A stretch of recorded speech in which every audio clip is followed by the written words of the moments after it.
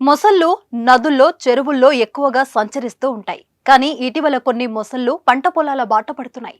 వాటిని చూసి రైతులకు గుండెలు గుబెళ్ళుమంటున్నాయి. తాజాగా నల్గొండ జిల్లా త్రిపురారంలో మొసలి కలకలం రేగింది.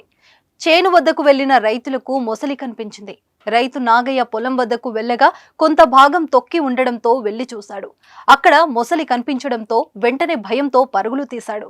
సిఎంఆర్ షాపింగ్ మాల్ మన హైట్ నగర్ లో భాగ్యలతా కమాన్ పక్కన ఫిబ్రవరి 29న ప్రముఖ సినీ తారలచే గొప్ప ప్రారంభం.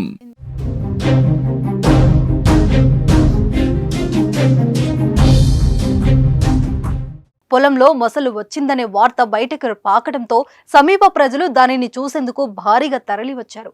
అనంతరం పోలీసులు అధికారులకు సమాచారం అందించారు. వెంటనే వారు వచ్చి దానిని అక్కడి నుంచి తరలించారు. పొలానికి సమీపంలో ఉన్న చెరువు నుంచే మొసలి వచ్చినట్లు స్థానికులు భావిస్తున్నారు. కొద్ది రోజుల కిందట చేపలు పడుతున్న సమయంలో మొసలిని గుర్తించిన జాలర్లు గ్రామంలో చెప్పగా ఎవరూ పట్టించుకోలేదు.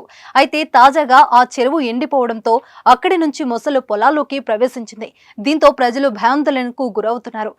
ఇలాంటి దృశ్యాలు గతంలో తెలంగాణలో పలు చోట్ల జరిగాయి. వేసవికాలం రావడంతో చాలా ప్రాంతాల్లో చెరువుల్లో నీరు తక్కువగా ఉండడంతో మొసళ్ళు బయటకు వచ్చేస్తున్నాయి.